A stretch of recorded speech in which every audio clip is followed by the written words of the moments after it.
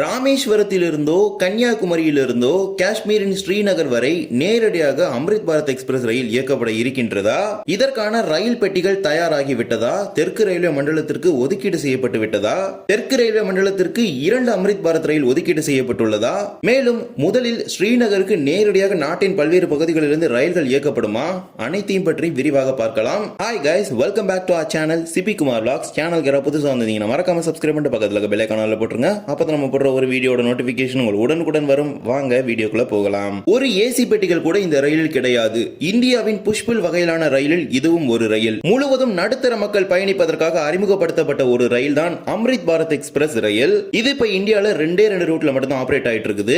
அடுத்த கட்டமா அம்ரித் பாரத் எக்ஸ்பிரஸ் 2.0 பாத்தீங்கன்னா லான்ச் பண்ண போறாங்க, கமிங் சூன். இதுல 2 ரேக் நம்ம சதர்ன் ரயில்வேக்கு அலாட் பண்ண போறாங்க. ஏற்கனவே ஒரு ரேக் பாத்தீங்கன்னா அலாட் பண்ணதுக்கான ஆர்டர் எல்லாமே ரிலீஸ் ஆயிருச்சு. அண்ட் அந்த ரேக் பாத்தீங்கன்னா ட்ரையல்ஸ்க்காக அகமதாபாத் எல்லாமே போயிருந்துச்சு. இனியில தான் சென்ற வாரம் நம்ம ஒரு வீடியோ பதிவு செய்திருப்போம். காசியாபாத் ஷெட்ல இருக்கிற 4 VAP 5 லோகோமோட்டிவ்ஸ் பாத்தீங்கன்னா ராயபுரம் ஷெட்டுக்கு மாத்தி இருக்காங்க அப்படின்னு. அந்த 4 VAP 5 லோகோமோட்டிவ்ஸ் பாத்தீங்கன்னா modified locomotives Amrit Bharat express trains lead பண்றதுக்காகவே தெற்கு ரயில்வேயோட ராயபுரம் பணிமனைக்கு பாத்தீங்கன்னா இந்த ஏரோடைனமிக் VAP 5 லோகோமோட்டிவ்ஸ் பாத்தீங்கன்னா 4 அலாட் பண்ணியிருந்தாங்க. அதுல 2 லோகோமோட்டிவ் பாத்தீங்கன்னா ரீசென்ட்லி நம்ம திருப்பதில இருந்து சென்னை சென்ட்ரல் வந்த கருடாதிரி எக்ஸ்பிரஸ் லீட் பண்ணி போயிருக்குது. அந்த வீடியோ நான் இப்ப போஸ்ட் பண்றேன், அதுல பாருங்க.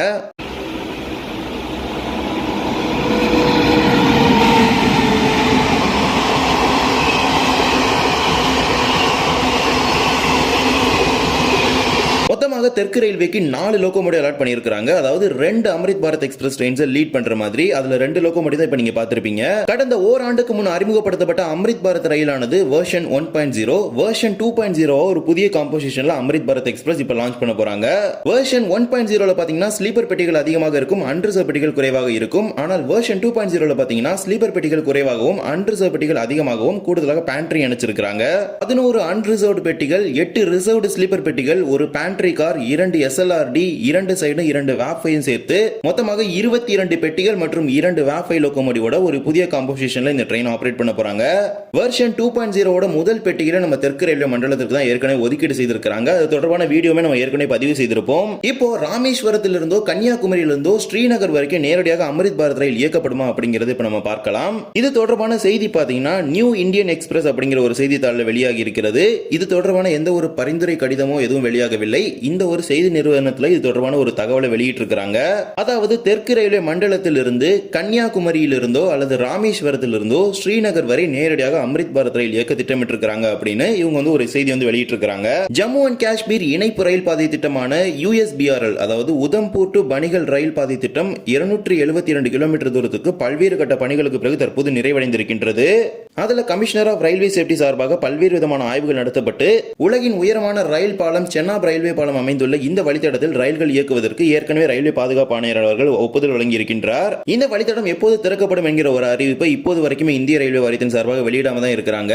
இப்போது நம்ம ஒரு முக்கியமான விஷயத்துக்கு வரணும். அதாவது நாட்டின் பல்வேறு பகுதிகளிலிருந்து நேரடியாக ஸ்ரீநகருக்கு ரயில்கள் இயக்கப்படும் என்று கேட்டால், ஏற்கனவே கடந்த ஜனவரி மாதத்தில் இது தொடர்பான பல்வேறு விதமான செய்திகள் பல்வேறு செய்தி ஊடகங்கள்ல ஒரு பேசு பொருளாக பேசப்பட்டு வந்தது. இன்ஃபேக்ட் ஜம்மு காஷ்மீரோட முதலமைச்சரே இது தொடர்பான ஒரு பதிவு செய்திருந்தார். அதுதான் கத்ரா இஸ் a mandatory stop. அதாவது நாட்டின் அனைத்து பகுதிகளிலிருந்தும் ஜம்மு காஷ்மீருக்கு வரக்கூடிய ரயில்கள் கத்ரா வரை மட்டுமே இயக்கப்படும், ஸ்ரீநகர் அல்லது பாராமுலாவுக்கு இயக்கப்படாது என்கிற ஒரு அறிவிப்பு. பாதுகாப்பு காரணங்களுக்காக இந்த ஒரு அறிவிப்பை பாதுகாப்பு அமைச்சகம் எடுத்த நிலையில் இது தொடர்பான பல்வேறு விதமான அறிவிப்புகள் வெளியிடப்பட்டது. இன்ஃபேக்ட் இந்திய ரயில்வேயோட புதிய கால அட்டவணையிலும் இந்த வழித்தடம் இணைக்கப்பட்டது. இந்த வழித்தடத்தில் பகல் நேரத்தில் மட்டுமே ரயில்கள் இயக்கப்படும், இரவு நேரத்தில் ரயில்கள் இயக்கப்படாது. அதே போலவே இந்த வழித்தடத்தில் 2 மெயில் எக்ஸ்பிரஸ் ரயில்கள் இயக்க திட்டமிடப்பட்டுள்ளது. அந்த ரயில்களும் முழுவதும் ஏர் கண்டிஷனான ஆட்டோமேட்டிக் டோஸோட இருக்கிற ட்ரெயின்ஸ். வெளியாட்கள் யாருமே எந்த ஒரு அனுமதியுமே இல்லாம இந்த ரயிலுக்குள்ள வரவும் முடியாது, வெளியே போகவும் முடியாது. ஜம்மு காஷ்மீரோட காலநிலை பற்றி நம்ம அனைவருக்குமே தெரிந்த ஒன்றுதான். அந்த காலநிலைக்கு ஏற்ப ஒவ்வொரு வானிலையிலும் ரயில் பயணிக்கும் பயணிகளுக்கு ஏற்ற சூழ்நிலை ஏற்படுத்தும் வகையில் தான் இந்த ஒரு பெட்டிகளை வடிவமைத்திருக்கிறாங்க. இது மட்டுமல்லாமல் வந்தே பாரத் எக்ஸ்பிரஸ் ரயிலும் இதற்கேற்றார் போல தான் வடிவமைத்திருக்கிறாங்க. அதாவது காலநிலைக்கு ஏற்ப ரயில் பெட்டிகளில் உள்ள தண்ணீரானது உறைவதற்கு அதிக வாய்ப்புகள் இருப்பதால் உறையாமல் தடுப்பதற்கான பல்வேறு விதமான வசதிகள் இந்த ரயில் பெட்டிகளில் செய்யப்பட்டுள்ளது. டெடிகேட்டடா இந்த காஷ்மீருக்கு போற ட்ரெயின்ஸ்க்கு மட்டுமே. இது பாதுகாப்பு காரணங்களுக்காக பாதுகாப்பு அமைச்சகத்தின் சார்பாக எடுக்கப்பட்ட ஒரு முடிவாக கருதப்பட்டாலும் நாட்டிலிருந்து பல்வேறு பகுதிகளிலிருந்து வரக்கூடிய பயணிகள் கத்ராவில் இறக்கிவிடப்பட்டு மீண்டும் அனைத்து கட்ட சோதனைகள் முடித்த பிறகுதான் கத்ராவிலிருந்து வேறு ஒரு ரயில் மூலமாக ஸ்ரீநகர் அல்லது பாரமுல்லா போன்ற பகுதிகளுக்கு செல்ல முடியும். நம்ம ஏற்கனவே குறிப்பிட்டிருந்த ரயில் பெட்டிகளான வந்தே பாரத் எக்ஸ்பிரஸ் மற்றும் ஏர் கண்டிஷன் வித் ஆட்டோமேட்டிக் டோர்ஸோட இருக்கிற ரயில் பெட்டிகளை இங்க சோதனை செஞ்சுட்டாங்க. வந்தே பாரத் எக்ஸ்பிரஸ் பொறுத்த வரைக்கும் அது ஏற்கனவே புஷ் புல் ட்ரெயின் செட் தான். இது போக பேங்கர்ஸோட நம்ம ஏற்கனவே குறிப்பிட்ட ஆட்டோமேட்டிக் டோர்ஸோட இருக்கிற அந்த ஒரு ட்ரெயின்ஸுமே ஏற்கனவே இங்க சோதனை செஞ்சுட்டாங்க. இந்நிலையில தான் இது போன்ற ஒரு திட்டமும் இந்திய ரயில்வேடம் இருக்கின்றது. அதாவது அனைத்து பயணிகளுமே கத்ராவில் இறக்கிவிடப்படுவார்கள். நேரடியாக நாட்டின் எந்த பகுதியில் இருந்தும் ரயில்கள் ஸ்ரீநகருக்கு இயக்கப்படாது. அது பாதுகாப்பு காரணங்களுக்காக எடுக்கப்பட்ட ஒரு முடிவு அப்படிங்கறத தெரிவிச்சிருந்தாங்க. இந்நிலையில தான் இது தொடர்பான ஒரு செய்தியை இந்த செய்தி நிறுவனம் சார்பாக வெளியிட்டிருக்கிறாங்க. இருப்பினும் இப்படி ஒரு திட்டம் இருந்தாலும் அந்த ரயில்கள் கண்டிப்பாக கத்ரா வரை மட்டுமே இயக்கப்படுவதற்கான வாய்ப்புகள் இருக்கின்றது. கன்னியாகுமரியிலிருந்தோ அல்லது ராமேஸ்வரத்திலிருந்து ரயில்கள் இயக்கப்பட்டால் அது கத்ரா வரை இயக்கப்படுவதற்கான அதிக வாய்ப்புகள் இருக்கின்றது. அதிலும் குறிப்பாக தற்போதுதான் ராமேஸ்வரம் பகுதியில் மின்மயமாக்கல் பணிகள் நடைபெற்றுக் கொண்டிருக்கின்றது. ஏற்கனவே பாம்பன் புதிய ரயில்வே பாலத்தில் இந்த பாலத்தை கட்டமைத்த நிறுவனமான ரயில் விகாஸ் நிகாம் லிமிடெட் சார்பாக மின்மயமாக்கல் பணிகளானது முடிவடைந்து விட்டது. பாலத்திற்கு அப்பாற்பட்ட பகுதியான மண்டபம் முதல் ராமநாதபுரம் மற்றும் பாம்பன் முதல் ராமேஸ்வரம் வரையிலான பகுதிகளை மின்மயமாக்குவதற்கான பணிகளை தற்போது நடத்திட்டு இருக்காங்க. இந்த பணிகள் அனைத்தும் முழுமையடைந்த பிறகுதான் ராமேஸ்வரத்திலிருந்து மின்சார ரயில்கள் இயங்குவதற்கான வாய்ப்புகளே அதிக அளவில் உள்ளது. இது மட்டுமல்லாமல் நாட்டின் பல்வேறு பகுதிகளுக்கு ராமேஸ்வரத்திலிருந்து ரயில்கள் இயக்க திட்டமிட்டிருக்கிறாங்க. அதில் ஒரு திட்டமாக கூட இந்த ரயில் இருப்பதற்கான வாய்ப்புகள் அதிக அளவில் உள்ளது. மேலும் இந்தியாவோட சவுத் மோஸ்ட் டிப்பான கன்னியாகுமரியிலிருந்தும் நேரடியாக இயக்குவதற்கான வாய்ப்புகளும் அதிக அளவில் உள்ளது. ஏனென்றால் இங்கிருந்து ஏற்கனவே காஷ்மீர் டு கன்னியாகுமரி பாத்தீங்கன்னா ஹிம்சாகர் எக்ஸ்பிரஸ் அப்படிங்கிற ஒரு ரயிலானது இந்த ஸ்ரீமாதா வைஷ்ணோதேவி கட்ரா வரைக்கும் இயக்கிட்டு இருக்காங்க. மேலும் ஏற்கனவே ரயில்வேயோட ஒரு கனவு திட்டமாக இருப்பது காஷ்மீர் முதல் கன்னியாகுமரி வரையிலான நேரடி ரயில் என்கிற ஒரு திட்டமும் இருக்கின்றது. இதுவரை காஷ்மீருக்கு ராமேஸ்வரத்திலிருந்து நேரடி ரயில்கள் என்பது கிடையாது. எனவே இதனையும் கருத்தில் கொண்டு இங்கிருந்து ரயில்கள் துவங்குவதற்கான வாய்ப்புகளும் அதிக அளவில் உள்ளது. இருப்பினும் காஷ்மீர் கன்னியாகுமரி திட்டம் அப்படிங்கிற ஒரு கனவு இருக்கின்றதுனால இங்கிருந்தும் இயக்கப்படுவதற்கான வாய்ப்புகள் அதிக அளவில் இருக்கின்றது.